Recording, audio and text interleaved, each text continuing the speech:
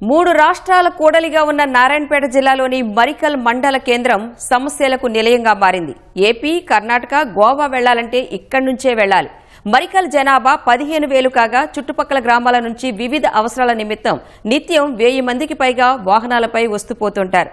మరోవైపు 167వ జాతీయ రహదారిపై పోయే వాహనాలు భారీగా ఉండటంతో ప్రమాదాలు జరుగుతున్నాయి.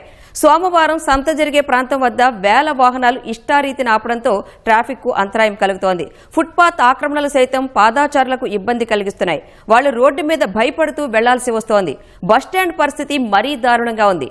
నిత్యం 4,000కు పైగా రాకపోకలు సాగించే బస్టాండ్లో కనీస సౌకర్యాలు లేవు. సమస్యల నిలయంగా మారిన మరికల్పై మా ప్రతినిధి సతీష్ గ్రౌండ్ రిపోర్ట్. నారాయణపేట జిల్లా మరికల్ మండలం సమస్యలకు నిలయంగా మారింది. ప్రధానంగా 3 రాష్ట్రాలకు ప్రయాణికులు వెళ్ళేకి ఇది కీలకమైన కూడలి లాంటిది. అటు NH 167 ఈ మరికల్ గుండా వెళ్తుండడంతో అటు రాయచూరు అంటే కర్ణాటక, గోవా, ఏపీ రాష్ట్ర ప్రజలు అంటే 3 రాష్ట్రాల వాసులు అయితే ఇటు నుంచి వెళ్తారు. అట్లా ఇక్కడ లోకల్లో అంటే మహబూబ్ నగర్ నుంచి ఇటు హైదరాబాద్ నుంచి కానీ ఇటు నారాయణపేట అంటే ఈ స్థానిక వాసులు కూడా అంటే అందరికీ ఒక కీలకమైన కూడలి. మరోవైపు ఇక్కడ చూసుకున్నట్టయితే మరికల్ జనాభా చూసుకున్నట్లయితే 15,000 మంది జనాభా ఉండగా నిత్యం అంటే వివిధ అవసరాల నిమిత్తం ఒక 1000 వాహనాలు రోజైతే ఈ మరికల్కు వచ్చిపోతూ ఉంటాయి.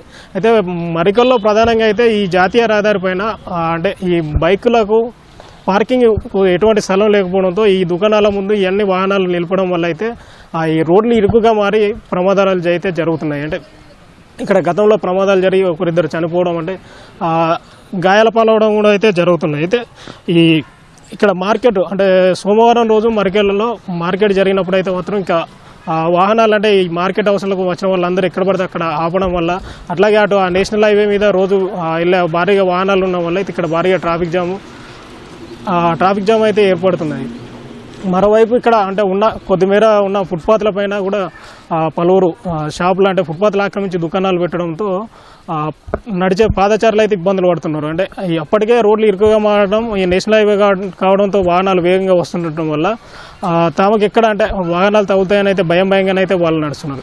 ఇంకా మరోవైపు ఇటు బస్టాండ్ పరిస్థితి చూసుకున్నట్టయితే మరికల్ బస్టాండ్కు సుమారుగా అంటే రోజుకు ఒక 5,000 వరకు అయితే ప్రయాణికులు వచ్చిపోతుంటారు. ఉదయం కాలేజీలకు వెళ్ళే అంటే విద్యార్థులు కానీ వివిధ అవసరాల కోసం వచ్చిన ప్రజలు కానీ వీళ్ళంతా కూడా ఇటే వెళ్తుంటారు. ఇక్కడ ఈ మరికల్ బస్టాండ్ నుంచి అంటే ఈ అంతరాష్ట్ర సర్వీసులతో కలిపి అంటే రోజు ఒక 300 బస్సులో పైగానైతే బస్సులు నడుస్తుంటాయి. అయితే మొత్తంగా ఇవన్నీ కలిపి అంటే ఆ బస్టాండ్ పరిస్థితులు అంటే అన్ని గుంతలు ఉండడం వల్ల అంటే ఇప్పుడు కొంత నిదానంగా ఒప్పించినప్పటికీ కూడా అయితే వర్షం పడ్డదంటే అయితే అక్కడ తీవ్రంగా సమస్యలు ఉంటున్నాయి. అంటే గుంతలు బురదమయం అవుతుంది. ఆ పక్కన ఉన్నటువంటి హోటళ్ళ నుంచి వాళ్ళు వాడిన వ్యర్థపు నీరన్నీ అందులోకి వదిలేయడం వల్ల అక్కడ అంటే అంత పందులు కూడా అక్కడే సంచరిస్తున్నాయి. అటు ఆ తాగునీటి సదుపాయం కూడా అంటే అక్కడంతా అపరిశుభ్రంగా ఉన్నాయి. తాగునీటికి సరిగా లేకపోవడము, ఈ టాయిలెట్లు కూడా అవన్నీ కొంత శిథిలావస్థ చేరిన ఉన్నాయి. అటు కొంత డబ్బులు పే అండ్ యూజ్ టాయిలెట్ కొద్దిమేర బాగున్నప్పటికీ అవైతే అటు దూరంగా ఉండడం వల్ల ఈ ప్రయాణికులు అయితే ఇబ్బందులు పడుతున్నారు. అయితే మొత్తంగా చూసుకుంటే అయితే ఇటు మరికల్ మండలంలో అటు రోడ్లకు ప్రధానంగా ఇటు బస్టాండ్ దగ్గర కూడా వాహనాల పార్కింగ్కి అయితే ఎటువంటి అంటే స్థలం ఉన్నప్పటికీ కూడా పార్కింగ్ ఎటువంటి ఏర్పాట్లు లేవు. మొత్తంగా ఈ వాహనాలన్నీ అటు పార్కింగ్ ఆ రోడ్లపైన చేయడం వల్ల అటు ఈ మహబూబ్ నగర్ నుంచి ఇటు వెళ్ళే వాళ్ళు కానీ నారాయణపేట కానీ అటు ఈ నేషనల్ హైవే కానీ ఈ స్థానికులు కానీ వీళ్ళందరూ కూడా ఆ షాపుల ముందు రోడ్ల మీద ఆపడం వల్ల అయితే రోడ్డు ఇరుకుగా మారి వాహనదారులకైతే ఇబ్బందులు ఏర్పడుతున్నాయి. అంటే కొంత పార్కింగ్ ఇక్కడి మండల పంచాయతీ అంటే వీళ్ళ ప్రభుత్వం స్పందించి ఈ రోడ్ల పక్క వాళ్ళకి అక్కడక్కడ కొన్ని పార్కింగ్ ఏమైనా స్థలాలు పార్కింగ్ వీలు ఏమైనా ఏర్పాట్లు చేస్తే కొంత సాఫీగా ప్రయాణం సాగుతుందని అయితే చెప్తున్నారు. ఇది ఇక్కడి తాజా పరిస్థితి.